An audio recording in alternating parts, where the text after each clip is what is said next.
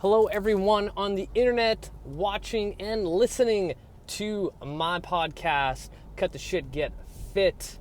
I'm your host, Rafal Machevsky, and we are going to get right into it because I want to talk about fat loss programming and workouts. I recently had someone DM me asking what workout is best for fat loss. Before we get into that, I just want to let everyone know you guys are fucking amazing. Thank you so much for the support. And I'm almost at a milestone for my podcast. I'm very close to getting 500,000 listens overall since I started my podcast from scratch, without any sponsorship, without any help, and just bootstrapped myself in to build that thing. So all you guys listening, maybe you can do me a favor and, listen to a few more podcasts that I've done over the years to bump up that number. It'd be greatly appreciated. But anyway, let's get into the topic of fat loss programming.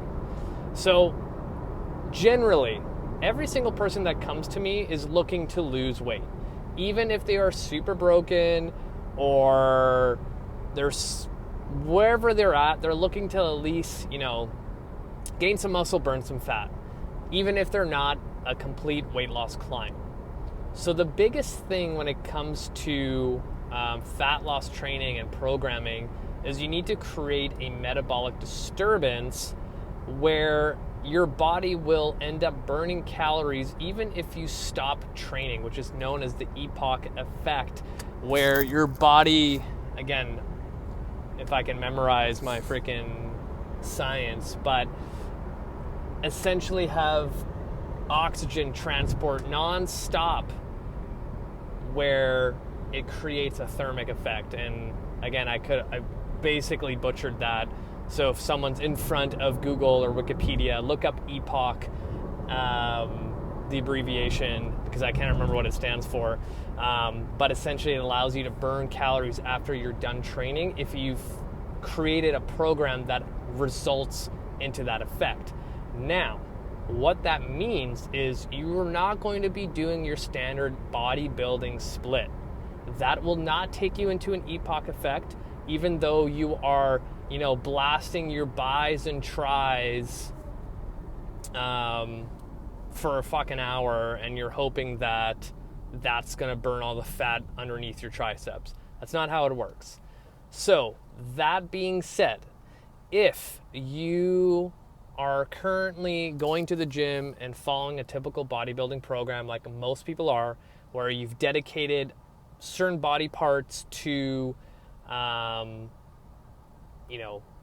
your legs, your chest, or whatever, you're doing it wrong. So you taking an hour doing your chest and triceps, you're not going to create a metabolic disturbance compared to choosing more compound exercises and following like a full body program protocol. And if you look up the work of Dr. Brad Schofield, where he's done a lot of research in hypertrophy training, and he's figured out that the typical bodybuilding split does not actually create that much change at a muscular level compared to doing like 3 to 4 full body workouts per week, hitting all the same muscle groups compared to a bodybuilding split. So it's kind of hard to, fight science on this kind of thing. And really, if you look back at the history of bodybuilding, the reason why they did splits was not because that was the best way to chisel your body into looking better. It was because certain body parts might have not developed as much as they should compared to others. So that's why they, if someone had shitty calves, they would dedicate some more time to calves. If people weren't developing their posterior delt, they would have more of a back day, like things like that. But now it kind of got lost in translation, and everyone's like, Monday's chest day, Tuesday's bis and back, Wednesday's leg day, Thursday's whatever, right? So you're actually already kind of doing yourself a disservice, and you're kind of wasting time.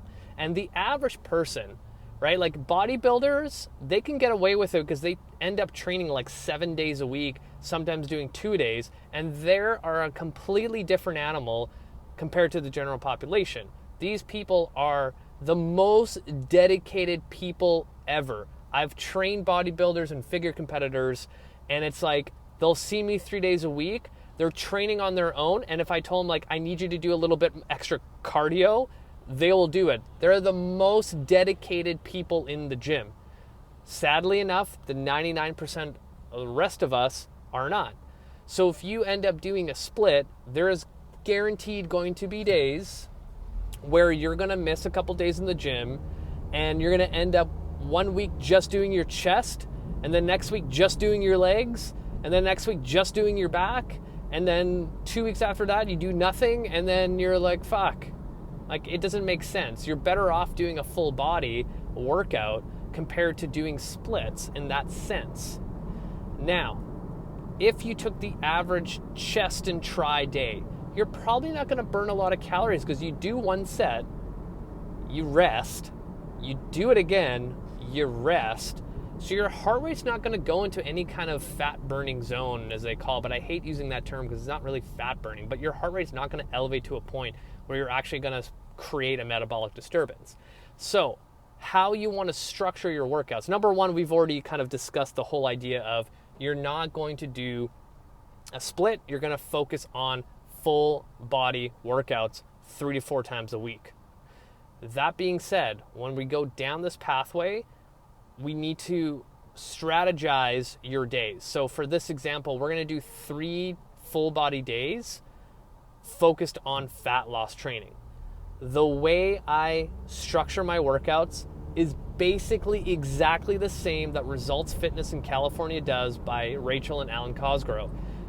Those 2 people should be at the top of your priority list when it comes to fat loss training. Alan and Rachel go through a lot of books and research on fat loss specific training, so it's a good idea to listen to them. They've also authored so many fucking books that you can buy, and time again, they have outdone themselves. That being said, the way I structure it is exactly like them, and I've been doing it for, 7 years now with all my clients, and funny enough, they've all seen great results, and they've stayed, injury-free. So let's follow what they have to say, So that being said, I always start with the core section in the beginning of 2 exercises. Depending on where the individual's at, for the sake of this, 15-ish minute podcast, we're going to say you're an intermediate person looking to lose weight. I will choose certain exercises that will train your core properly, so no crunches. So say day 1, we are going to look at a anti-extension core exercise, front plank. And then we're going to do a rotary stability core exercise, dead bug. So now I have day 1 core section. Day 2 could be maybe an anti-rotation exercise. So I'll put them in a half kneeling position and pal-off press. And then maybe I'll do an anti-lateral flexion exercise next. And that will be a side plank. And the third day will be a hip flexion exercise. So like say mountain climbers. And because I really like anti-lateral flexion exercises, I'm going to do a single arm farmer carry.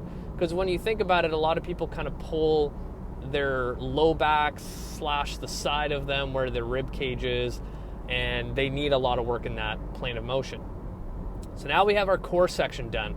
2 to 3 sets, 8 to 12 reps. You don't have to be super specific on that. And then we're going to go into a compound movement. So I'll say for day 1, we're going to do a squat, dumbbell squat to overhead press.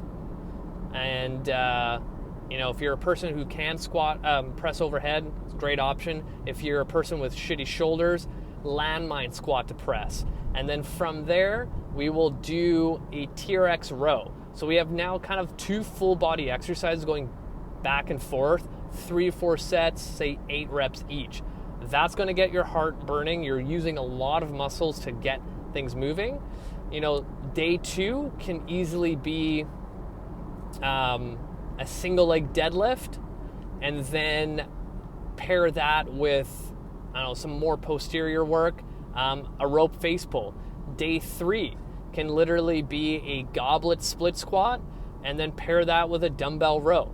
And now you can kind of see that I'm working all these different planes of motion. And actually, that dumbbell row, I'm going to change it to a half kneel close grip pull down. So now I'm hitting every single plane of motion, both horizontal pressing, horizontal pulling, vertical pushing, vertical pulling. And not only have I done a knee dominant exercise, a hip dominant exercise, but also a knee dominant unilateral exercise of goblet split squats. And now in the strength portion of those 3 days, I want to do a push, a pull, a leg exercise, and some sort of core exercise, or another, posterior glute and hamstring kind of exercise to really emphasize the posterior chain, because a lot of people are weak there. So in this section, I like to do something, say, like a reverse lunge, a step up, and a lateral lunge. All I have a hip dominant, a knee dominant, and a lateral lunge to work the frontal plane of motion that most people never do. And then I can do like a dumbbell single arm press. I can do, kettlebell bat wings, a cable single arm row. I can do a chin up. I can do so many other different pulling exercises. And then, if I want to throw an extra core exercise or throw in another posterior exercise like hip thrust or anything like that. And now I have a good solid strength section. And now at the very end, if I have time, I like to do a little energy system conditioning. So it can be something as simple as 30 seconds on, 30 off of hard work. I can do 15 seconds on, 30 seconds off. I can just get someone doing the slam ball for 10 seconds as fast as possible, as hard as possible. Or I can get someone on the rower, spin bike, or anything like that, just to get that heart rate up, to train that energy system, and then to finish it off, some diaphragmatic breathing. There you have it, 3 days, full body. I'm covering every single plane of motion. I am doing core work, because everyone wants to do core work. That's functional. I'm utilizing compound movements that's going to create that epoch effect that we were talking about earlier, and it's going to allow you to burn more calories after you're done training. Do this for at least 6 months consistently, guaranteed inches and fat will come off you like no tomorrow. And then on top of that, if you want to do more, do some conditioning workouts on your off days. Go do a yoga class, go do kin stretch, because I'm a huge advocate of it. Do a fucking long walk with your dog. Go run outside. Go do something to continue the habit of training and moving your body. And then on top of that, just eat like a fucking human being. Don't be an asshole and eat fucking, not real food. It's not hard. The hard part is just the consistency, right? All this stuff I told you is easily written down, easily available online, and easily implemented. Is just doing it over and over and over and over again. So I'm going to end it there. I spoke really fast, so if you have any questions, feel free to reach out. I love you guys. Share this podcast, hit the show notes, add me on Facebook, add me on Instagram. Give me a 5-star review on iTunes, anywhere you listen to your podcast, Spotify, that whole thing. Subscribe to my YouTube channel. You guys are amazing. That's it for me. Until next time.